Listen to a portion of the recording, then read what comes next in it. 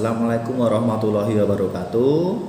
Bertemu lagi dengan Pak Mukti di kelas 8. Sudah beberapa bulan ini kita belajar dari rumah karena situasi yang belum memungkinkan untuk kita bertemu di kelas seperti biasanya.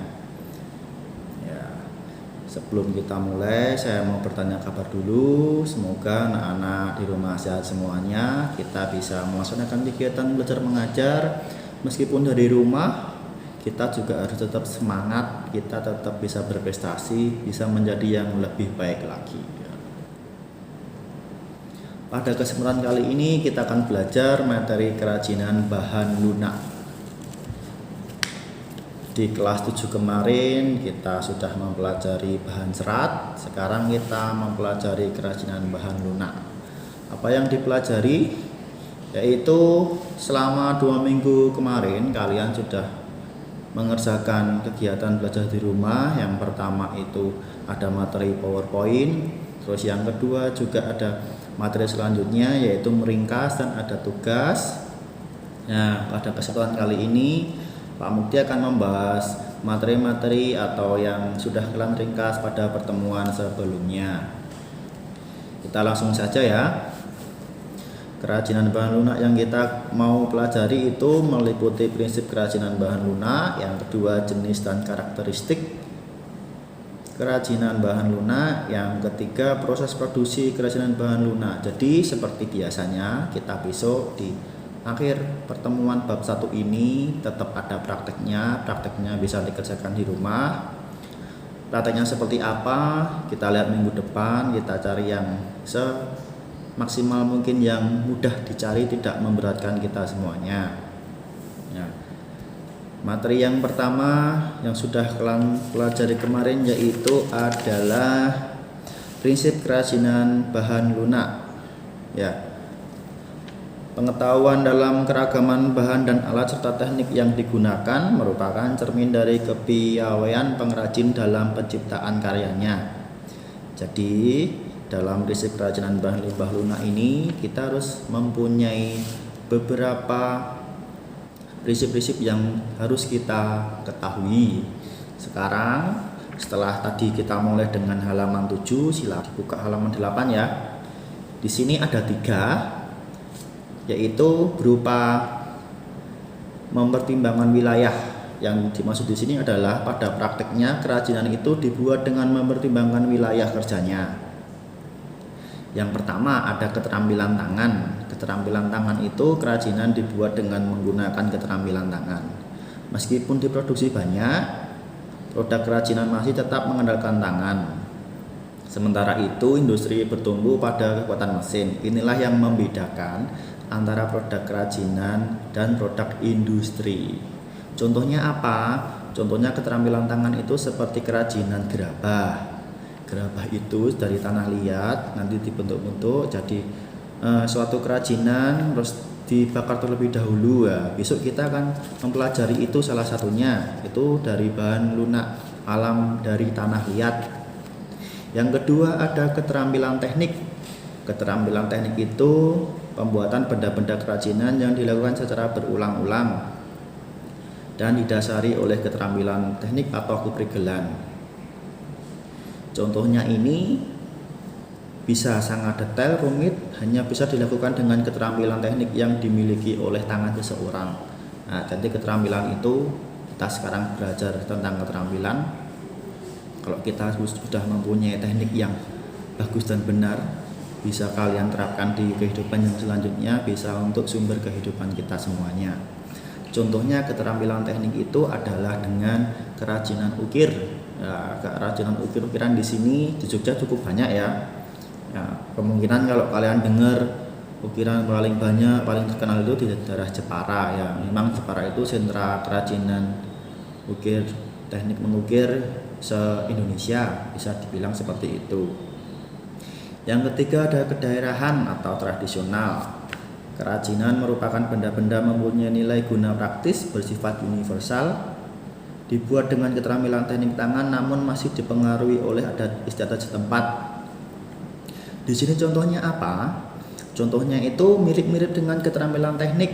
Kalau keterampilan teknik tadi kan lebih tujuan untuk kita itu tekniknya apa, tapi ini kedaran tradisional itu sama, bisa dari mirip dengan keterampilan tangan atau teknik, tetapi dia bisa merupakan untuk apa ya, seperti khas dari daerah masing-masing. Contohnya kedaran itu bisa dilihat di daerah Bali, di Pulau Bali. Di sana kan ada acara ritual-ritual keagamaan. Nah, di sana kan juga ada sifat ukir-ukiran. Nah, di situ teknik mengukir itu melingkupi suatu kedaerahan, daerahnya tersebut. Kalau di Jawa di sini juga ada. Contohnya ada gamelan. Di situ kan ada yang untuk alat gamelan itu ada kayu yang diukir-ukir, yaitu dibuat dengan ukiran, dengan ditata. Dia kenapa bisa masuk ke daerah tradisional? Karena itu suatu adat budaya, suatu tradisi atau suatu alat yang berasal dari daerah kita, daerah Jawa, yang bersifat tradisional yang harus kita lestarikan. Ya, 3 itu tadi yaitu praktik kerajinan dibuat dengan mempertimbangkan wilayahnya. Jadi besok kalau ada soal ujian kerajinan mempertimbangkan wilayahnya itu ada berapa, dari 3 tadi. Yang pertama kerajinan tangan, keterampilan teknik, dan ketiga kedaerahan atau tradisional. Kita lanjutkan lagi. Selanjutnya pemanduan juga dilakukan dengan berupa tetapi dibuat dengan karakteristik yang berbeda. Jadi secara umum jenis karya-karya itu bisa dipilah menurut manfaatnya. Manfaatnya itu apa aja? Setelah tadi kalian mengetahui keterampilan-keterampilan dari wilayahnya, sekarang kita belajar tentang manfaatnya. Manfaatnya itu yaitu 1 ada kelengkapan busana, 2 ada kelengkapan suatu benda, 3 ada kelengkapan rumah atau bangunan. Yang keempat ada kelengkapan keperluan ritual atau upacara adat. Kelengkapan busana itu produk kerajinan yang dibuat dengan mempertimbangkan produk tersebut mempercantik diri dalam menggunakan busananya. Di sini ada gambar suatu contoh ya, di halaman 9 buku paket, silakan dibuka. Ada kerajinan four-ply dan polymer clay. Di situ untuk membuat aksesoris, yang four-ply itu dia membuat suatu kalung, terus yang polymer clay dia membuat gelang. Bahannya dari apa? Itu besok kita pelajari, kita praktekkan. Terus nomor 2 ada kelengkapan suatu benda. Kelengkapan suatu benda itu kerajinan bahan lunak yang difungsikan sebagai kelengkapan suatu benda. Jadi ada suatu benda, biar itu bendanya itu lebih lengkap, lebih bagus, lebih cantik, itu harus ditambah sesuatu, guys.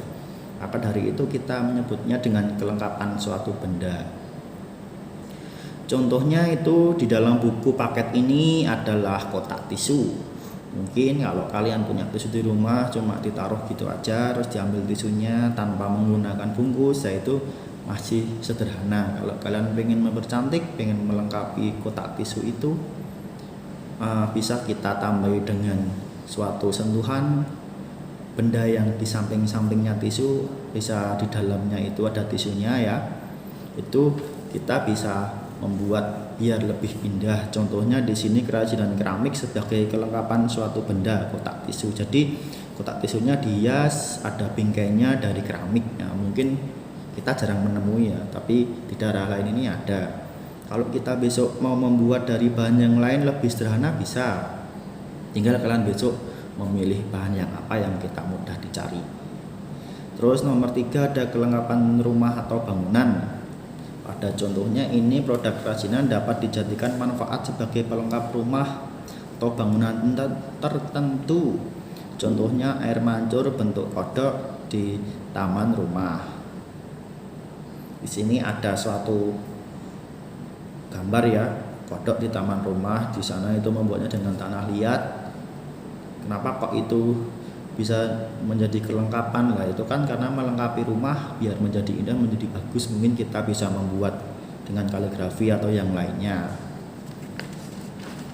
Selanjutnya yang terakhir dalam manfaat kerajinan itu ada kelengkapan keperluan ritual atau upacara adat. Banyaknya ritual atau upacara adat Nusantara tentunya bervariasi pula. kerajinan bahan lunak yang dapat dimanfaatkan sebagai pelengkap upacara. Contohnya di sini adalah lilin. Lilin banyak digunakan sebagai acara ritual dan pesta adat. Ya, kalian bisa lihat di halaman 10. Kerajinan lilin ini sebagai kelengkapan ritual upacara adat, mungkin di daerah lain, di suku lain atau di pulau lain banyak menggunakan lilin ini sebagai keperluan adat atau upacara adat. Nah, mungkin di daerah kita ini jarang ya, tapi di daerah lain itu sangat digunakan.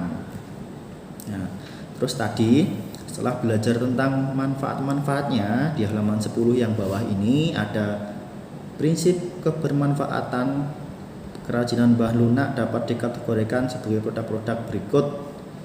Jadi dari semua manfaat itu ada mempunyai kategori-kategori. Kategorinya itu jumlahnya ada 6. 6 itu yang pertama gunanya untuk menambah keindahan. Jadi kalian bisa membuat sesuatu biar memperindah. Terus yang kedua memberi penekanan atau kekhasan pada suatu benda. Jika kita beri tambah sesuatu, tentu itu akan menjadi khas atau menjadi unik, bisa ditekankan dengan produk yang sudah kita buat untuk menempelkan di dalam produk utamanya. Yang ketiga menjadi persyaratan pemakaian. Nah, di sini ada syarat pemakaian, ada beberapa bahan kalau tidak dilengkapi dengan sesuatu itu nggak bisa dipakai. Contohnya kayak tadi, kalian mau membuat hiasan di depan rumah menggunakan batu atau apa, terus tapi kalian malah tidak bisa membuatnya atau batunya itu asal-asalan, itu berarti syaratnya kurang, harus mencari batu yang bagus. Terus nomor 4 merupakan pertanda atau simbol. Nah, di sini bisa masuk di kategori ritual adat tadi. Di daerah tertentu ada menggunakan bahan tertentu, dia itu suatu simbol ya atau pertanda jika upacara adat itu sedang dilakukan. Yang kelima dibuat khusus sesuai benda aslinya atau duplikasi. Kerajinan bahan lunak dibuat secara khusus menyerupai bentuk aslinya untuk alasan dan kebutuhan tertentu. Nah, di sini bisa contoh membuat suatu duplikat. Contohnya ada patung dari siapa atau dari tokoh-tokoh dari pahlawan kita. Kalau kita berada di suatu kota pasti sering ya melihat di daerah ini ada tokoh pahlawan ini, dibuat sebuah patung dia menggunakan teknik pahat. Nah, itu bisa masuk di kerajinan bahan lunak. Bisa dibuat dengan gerabah atau yang lain-lainnya. Yang keenam sebagai bagian dari karya seni. Ya, semuanya itu tadi mencakup karya seni. Kalau tidak ada karya seninya, saya kira kita dalam membuat itu hanya langsung jadi, tetapi tidak memerhatikan hal yang lain, nanti hasilnya kurang menarik. Jadi karya seni di sini mencerminkan ekspresi keragaman budaya Nusantara. Maka kerajinan bahan lunak merupakan bagian dari karya seni. Ya, itu tadi yang masuk ke dalam prinsip kerajinan bahan lunak. Ada mempertimbangkan wilayah 3, yaitu keterampilan tangan, keterampilan teknik, kedaerahan tradisional. Terus ada menurut manfaatnya itu ada 4, kelengkapan busana, kelengkapan suatu benda, kelengkapan rumah bangunan, terakhir kelengkapan keperluan ritual atau upacara adat. Nah, dari semuanya itu bahan lunak itu dapat dikategorikan menjadi beberapa.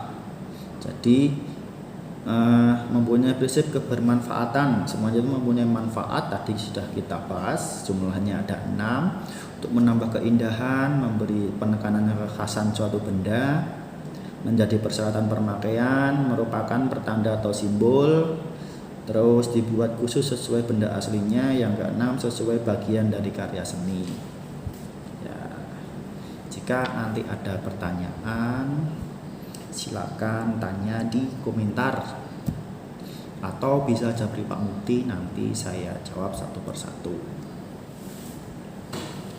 Selanjutnya kita masuk di B, halaman 12. Silakan dibuka buku paket prakerja semester 1 kelas 8 di halaman 12. Di sini kita belajar tentang jenis dan karakteristik kerajinan bahan lunak.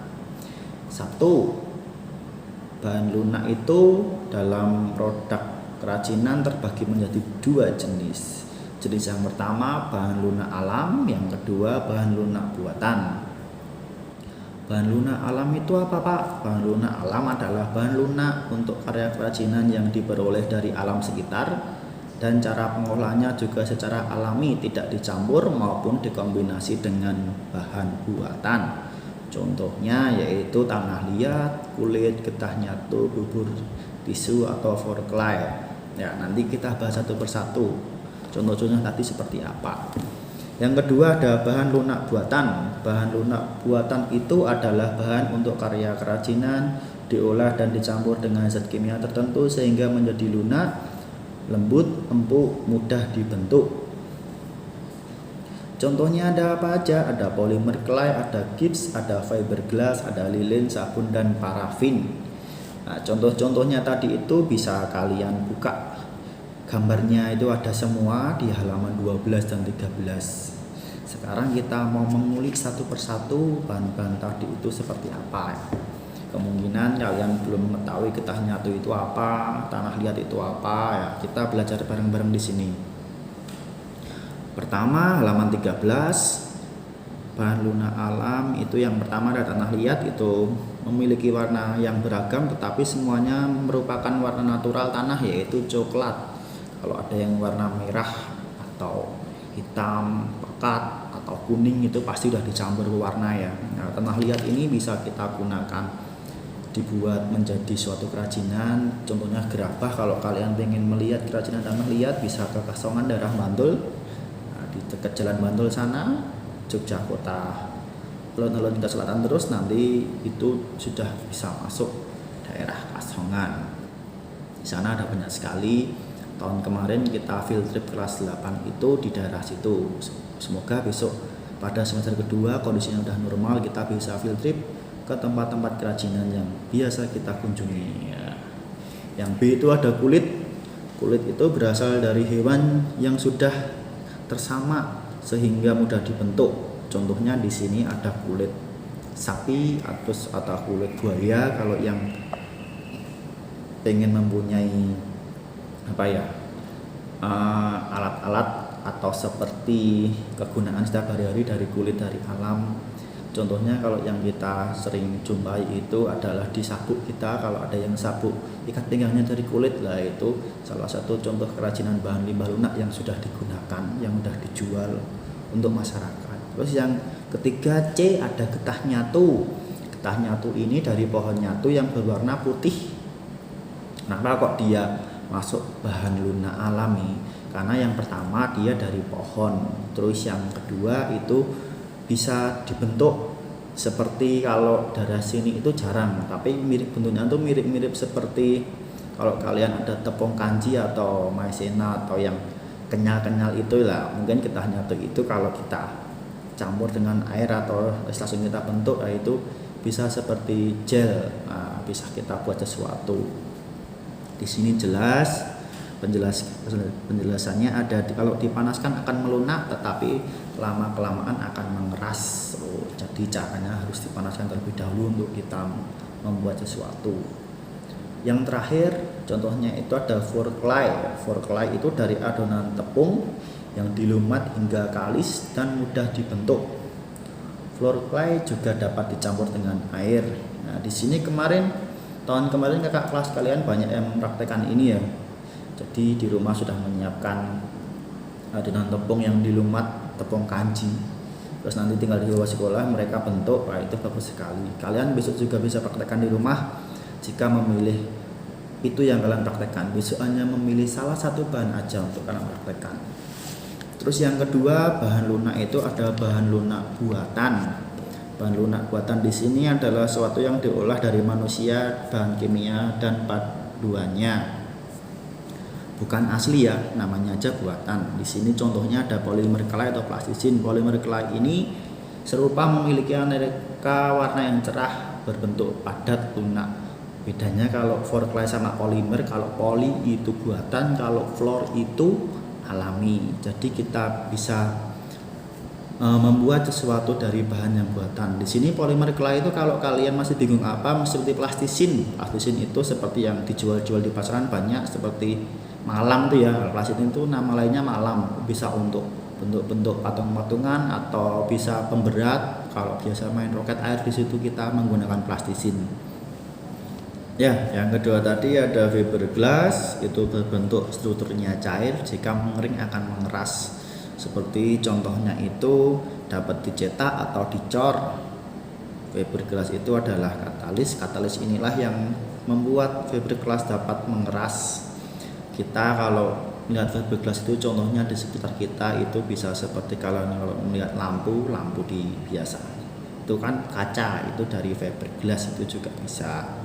Terus kalau kalian sering lihat TV Champion itu TV channel Jepang yang biasanya disajikan di TV setiap sore, kalau kalian pernah lihat, yaitu ada yang dari bahan-bahan fiberglass. Bahan fiberglass ini dilakukan saat masih keadaan cair maupun saat bahan ring. Fiberglass tahan lama, kuat, wujudnya bening sebening kaca atau air sehingga dapat dibentuk kerajinan menyerupai air. Yang ketiga, bahan lunak buatan itu ada lilin atau parafin. Nah, kalian mungkin gak asing yang namanya lilin karena kita sudah sering belajar sehari-hari. Kalau di rumah mati lampu, mati listrik ya, kita sering memakai lilin untuk penerangan. Nah, itu lilin itu juga bisa kita buat menjadi bahan kerajinan. Kakak kelas kalian kemarin banyak yang praktek menggunakan bahan lilin diukir, bisa menjadi kerajinan tertentu, atau bisa dengan cara dipanaskan mencair, setelah itu jadikan satu terus dicetak. Nah, itu bisa juga dari lilin. Pewarnaan dilakukan saat lilin mencair. Jadi kalau lilinnya nggak cair kalian warnain, kalian itu nanti bisa hilang lagi ya kalau dipanaskan.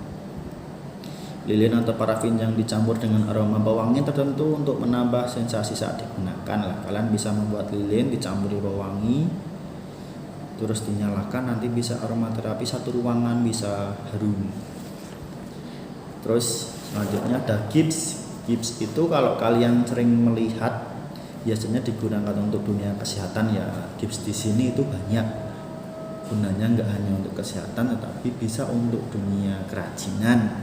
Contohnya yang sering kita gunakan yaitu gips yang berupa masih bubuk, itu bisa dicampur dengan air menjadi adonan yang kental. Adonan inilah yang akan mengeras jika didiamkan. Oleh karena itu mengolah gips harus dengan cara dicor atau dicetak. Kalau gips itu untuk kerajinan yang lain juga ada, contohnya untuk hiasan rumah. Kalau hiasan rumah itu biasanya untuk bagian atas atau teknik itu ya. Kalau di ruangan ini saya baru di lab komputer Muadista, di sini mungkin ada gips itu biasanya di bagian ini ya, atas sini ya, segini itu bagian samping ini, atas AC ini ya, di situ ya. Jadi kalau ada dicampuri dengan sentuhan gips, diberi kayak cetak-cetakan seperti garis-garis, ukir-ukiran di situ tentu akan membuat suatu ruangan yang menjadi lebih indah. Mungkin kalian tidak asing ya, mungkin di rumah kalian juga sudah menggunakan itu. Gips itu mudah pecah sehingga harus hati-hati saat berkarya dengan bahan ini. Jadi kalau kalian mau membuat atau memasang, kalau udah jadi mau dipamerkan, harus berhati-hati, jika terjatuh wah pasti akan pecah. Jadi kita juga harus berhati-hati dalam membuat serta untuk memamerkan atau untuk kita berjualan gips untuk kerajinan. Yang terakhir yaitu dari bahan lunak buatan ada sabun. Sabun di sini sabun batang ya, bukan sabun cair. Sabun ini berwujud padat sehingga dapat langsung diukir saat padat. Jadi kemarin juga banyak yang praktek menggunakan sabun itu langsung mereka ukir. Bentuk bisa menjadi bunga, menjadi bentuk hati atau bentuk yang lain-lainnya atau karakter-karakter yang disukai oleh kalian semua. Sabun dapat pula diparut, dihaluskan dan dibentuk seperti forklay.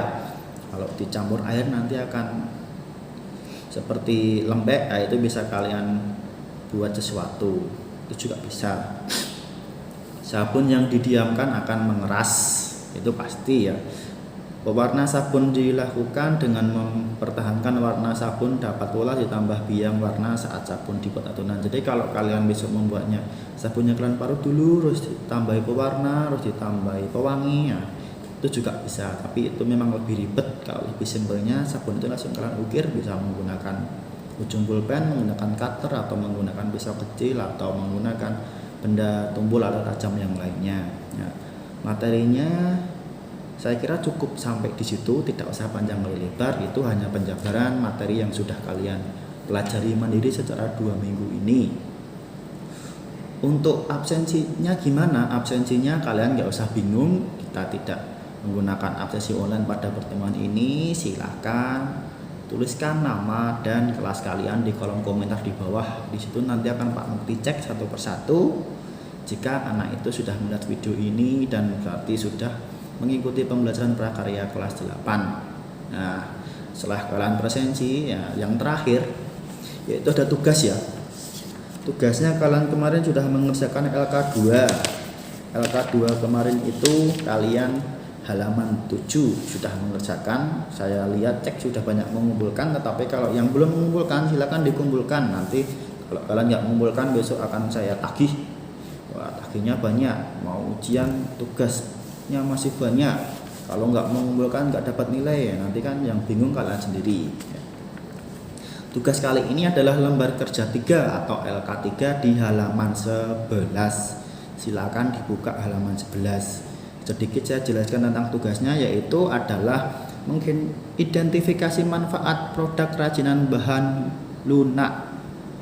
Jadi kalian cukup menjelaskan. Di sini ada kolomnya, ada 3. Mau dibuat kolom boleh, mau kerjakan di buku tulis boleh, di Microsoft Word atau di dalam aplikasi juga boleh. Lebih banyak lebih bagus. Minimal berapa? Minimal 2. Di sini kolomnya ada 3. Ya, saya beri contoh 1. Di sini ada produk kerajinan bahan lunak. Saya mengambil apa ya contohnya? Kerajinan bahan lunak, saya ngambil contohnya tanah liat. Jadi tulis saja produk kerajinan bahan lunak. Nah, karena tadi kita ngambilnya bahan lunaknya itu tanah liat, di sini namanya produk. Produk itu berarti hasilnya. Saya mau menyebutkan hasilnya yaitu gerabah. Gerabahnya dalam bentuk apa? Dalam bentuk kendi. Tahu kendi ya? Kendi buat tempat minum zaman dulu ya, itu kendi dari gerabah. Terus bahan kerajinan dasarnya apa? Kalian tuliskan tanah liat. Bentuk kerajinan bahan lunaknya bagaimana? Kalian lihat kerajinan bahan lunaknya itu seperti apa bentuknya. Kendi itu bentuknya apa ya? Seperti lingkaran atau oval atau bagaimana, sesuai selera kalian, kalian jelaskan sendiri. Terus yang terakhir ada manfaat kerajinan bahan lunak. Tadi kita memilih contoh kendi dari bahan lunak alam, terus dari bahan dasar tanah liat. Terus manfaatnya apa? Manfaatnya macam-macam. Mau buat tempat air bisa, buat tempat wudhu bisa, untuk hiasan di depan rumah, untuk dikasih buat air mancur juga bisa. Yaitu contohnya itu. Saya kira mudah ya. Kerjakan minimal 2, maksimal sebanyak-banyaknya. Dalam buku ini ada banyak sekali. Bisa kalian menggunakan bahan lunak alam atau buatan. Jika ada pertanyaan, bisa hubungi Jabri Pak Mukti atau komentar di bawah ini. Maksimalkan menggunakan media sosial, WhatsApp atau yang lainnya. Untuk ngumpulnya bagaimana? Silakan dikumpulkan menggunakan link yang Pak Mukti sediakan. Linknya itu nanti akan Pak Mukti sediakan di grup prakarya kelas 8. Nah, saya berikan di situ linknya. Silakan diupload seperti biasa. Terus yang kedua, linknya itu saya diberikan di deskripsi di dalam video YouTube ini. Di bawah ini nanti ada deskripsi sedikit, langsung ada link kumpul tugas prakarya kelas 8 ya. Saya kira seperti itu. Waktunya kita sudah cukup lama ini, sudah hampir 30 menit. Waktu jam pelajaran kita itu 1 jam 60 menit. 60 menit itu karena 2 jam pelajaran, 1 jamnya pelajaran 30 menit ya. Jadi saya kira materi ini 30 menit cukup. Yang 30 menit silakan digunakan untuk mengerjakan tugasnya. Silakan kerjakan tugasnya, langsung dikumpulkan, dan silakan untuk belajar materi selanjutnya. Maksimalnya kapan? Maksimalnya pada hari yang sama. yaitu hari Selasa, jamnya jam 20 atau jam 8 malam. Kalau lebih dari itu, nah, terus kalian ngumpulnya besok-besok nggak konfirmasi, takutnya nggak kerekap, wah itu nanti kalian yang bingung sendiri. Saya juga bingung nyarinya di mana. Ya, jadi biar nggak salah paham, silakan dikerjakan secepat mungkin, dikirimkan ke link yang sudah disediakan, terus kita bisa lanjut ke materi selanjutnya. Ya, saya kira itu. Kalau ada salah kata mohon dimaafkan. Kesempurnaan hanya milik Allah semata. Saya akhiri dulu. Wassalamualaikum warahmatullahi wabarakatuh.